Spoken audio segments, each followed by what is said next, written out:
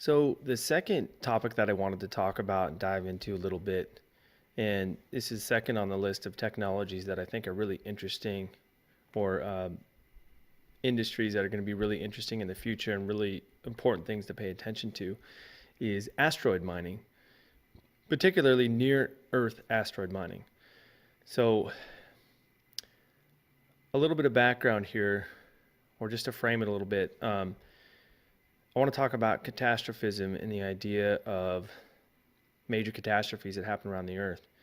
And this parlays into one of the reasons why I think paying attention to asteroids around us is really interesting, whether we mine them or whether we just watch out for them. So basically, major catastrophes and even medium catastrophes are fairly common throughout history, not just human history, but also during the time when humans have been on Earth.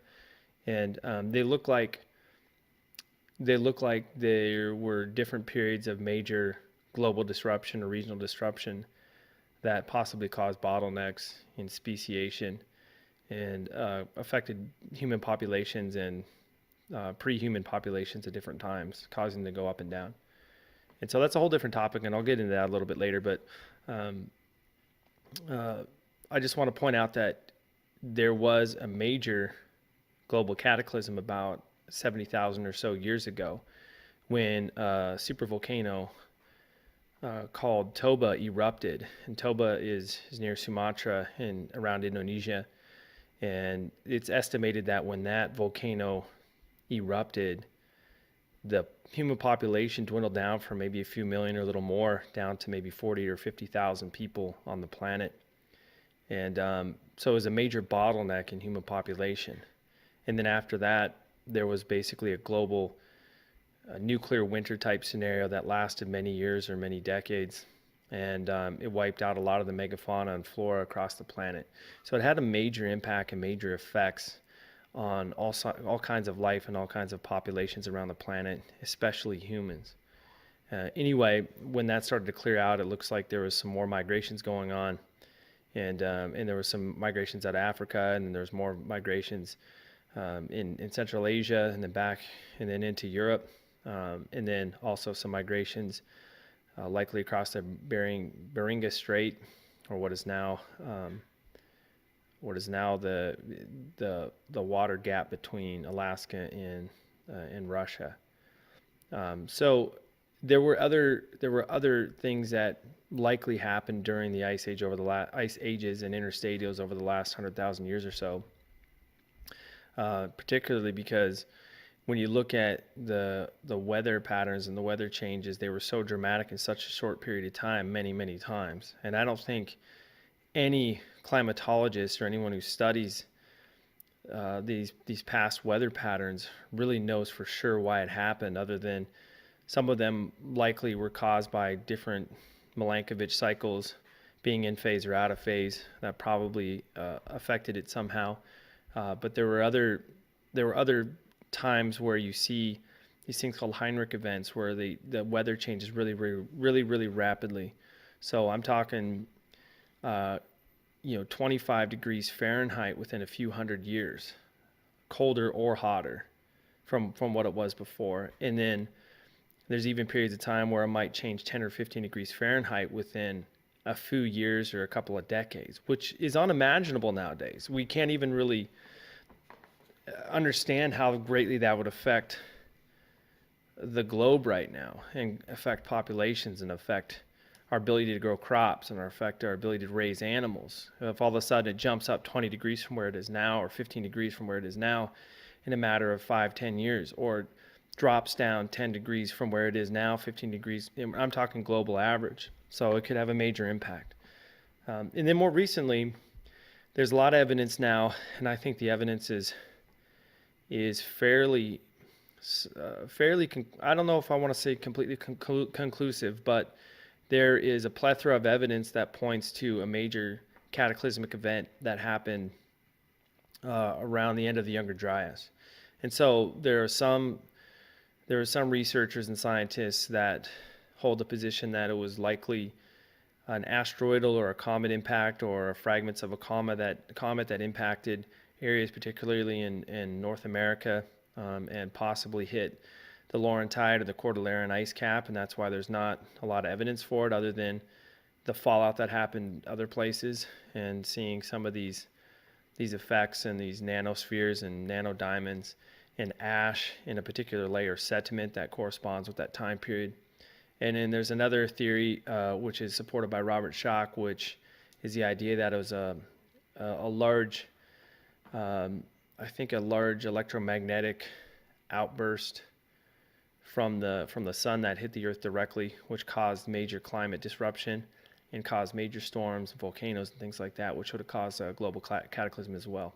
And I think he has a couple books out that spell out why he believes that it was a mass solar ejection. And then there's also other books and a lot of research out there why they support the evidence for it being a comet or a series of comets. Now, the comet theory is particularly interesting because some of these researchers point to the Taurid meteor shower as being a possible culprit, or the Taurid meteor field or debris field being what was originally a large comet that broke up. And at one point, we ran into some of the fragments or even hit the comet. And then the fragments now are just orbiting the sun. And then we pass through the remaining remnants of this comet debris field twice a year. And as a matter of fact, I think next time we pass through the Taurid meteor shower is in, I think it's late October, early November. So you should be able to look up in the sky at night and see some of these fragments coming in the atmosphere and burning up. And, of course, the probability of us being hit by a large chunk that can cause global disruption or a major regional disruption or cataclysm is relatively small. But there is a risk there, and getting hit by something the size of a bus or a football field is much higher than say getting hit by a global disrupting thing the size of Manhattan or something like that. But nonetheless, there's still a chance it could happen. I think the risk is a little bit more worrisome than people really give credit.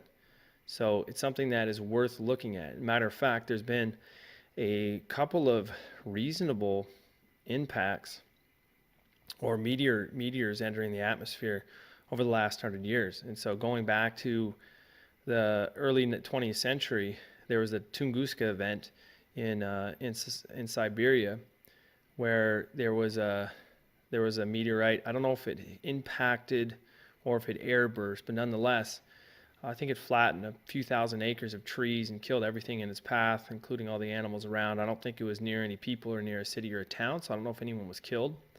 But nonetheless, it was a major impact, relatively major impact. And then the more recent one was in Chelyabinsk, Russia, which was a meteor that airburst over that town. And so there's a lot of Russians driving their cars that had filmed it because they, for some reason, they tend to have cameras in their cars, I think for hit and runs or something like that. I don't know why they do it, but so there's a lot of footage, and you can see that online now where the Chelyabinsk meteor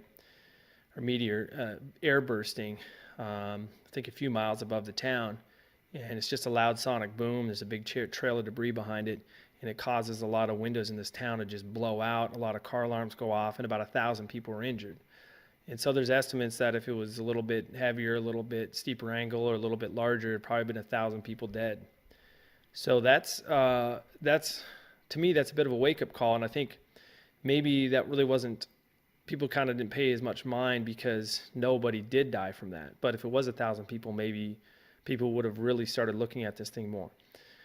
So that being said, there are a couple companies now that are starting to pay attention to that stuff, particularly one called Planetary Resources.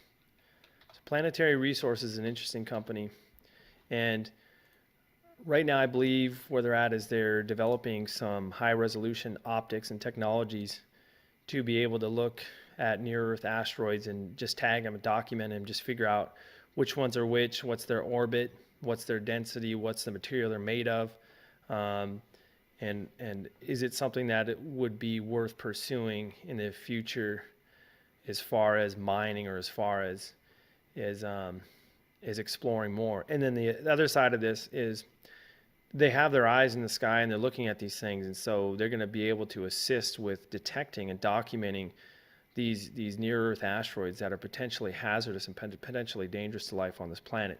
So that's really cool.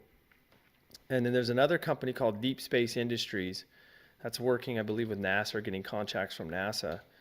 And I believe they're doing something similar, and they're starting to document some of these asteroids and looking at mineable asteroids too, although they're also um, looking at propelling or creating the first private missions to deep space, and also developing some other technologies to do different things. But it's really cool to see that. I think it's really early with this stuff, but it's good to get on the forefront and understand what the state of the art is, and what is the cutting edge. Because I don't know if any of y'all seen The Expanse. The Expanse is a really good show. So that was originally a sci-fi show, and then it was canceled, and then it got picked up by Amazon, thank God, for a fourth season. So I've been watching that quite a bit. And the reason why I really like that show is it starts out a little bit slow, but once it picks up, it's really interesting. It's really well done. But it's kind of a political drama, thriller, action show in outer space, 100 some years in the future. And there's a group that is mining asteroids on the asteroid belt. And then there's the Martians, they're people who have gone to Mars and colonized Mars, and they're building it up. So they have really high tech and cutting edge technology. And then there's all the people on Earth. And there's a lot going on in this show, but they get the physics and they get the technology and they get all that stuff, I think, pretty spot on with what it would be like then. Maybe not completely just right, but, I have a few minor criticisms, and I can go into that in another video. But what is really cool about it is they've been mining like Ceres and Eros and some of these asteroids and Vesta, and some of these asteroids that have a lot of resources on them. And so you kind of get an idea, or kind of get maybe a little bit of idea of what it could be like in the future. But the thing that's interesting about a lot of these asteroids is they all have a little bit different makeup, and some of them are even pure elements. So there are some asteroids they believe that will be like pure rare earth metal, like pure platinum, and another one will be pure gold. Another one's we know there's ones that are pure iron. There's ones that are pure water. It's just like an ice chunk. And so that's one of these things that these companies are going to be documenting, is what are these things made of? Because if we go into outer space and we start colonizing the moon and we start building larger structures in outer space, which is ultimately what we need to be doing, we need to get off this planet and we need to spread outward. We need to first find asteroids that have a lot of water, a lot of H2O. And H2O is incredibly valuable in outer space because there's very little of it. We have a lot of it on this planet, but we're also very lucky. We're a lucky species, right? Water is incredibly important in outer space because you need it for rocket fuel. You can convert that H2O into hydrogen and oxygen, which can be used, both is used for rocket fuel in a lot of rockets. And then water is needed for life, right? We need to drink it. You can grow crops with it. And there's just many other, and you can use it for plumbing systems and flushing. So there's a lot of use cases for it, and it's absolutely essential. And the other one that's really important is iron. And so they want to keep their eyes on asteroids that are pure iron.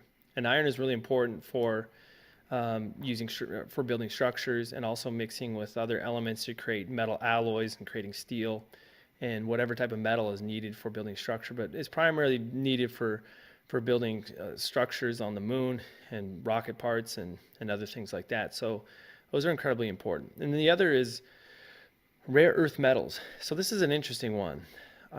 If you could find a small near-Earth asteroid that is pure platinum or pure gold, that's awesome. So you bring it back to Earth and it's in Earth orbit, and now you're mining it, and you have $50 quintillion worth of platinum just orbiting the Earth now because you've tractored this thing back into near-Earth orbit. Well, I mean, that's going to affect the price on Earth because now you have an overabundance, and so naturally the price will drive down somewhat, and it'll have to find a new equilibrium because you have an overabundance of it. And then the other thing that's really interesting is asteroids that are exotic elements that we really have very, very little of or none of on planet Earth. And I think there's some like Exitrium and I can't think of all of them. There's a couple other really rare Earth elements that they're so rare that we don't even take much time to investigate or explore what we can do with these elements and the combinations with other elements because there's just not enough to be useful.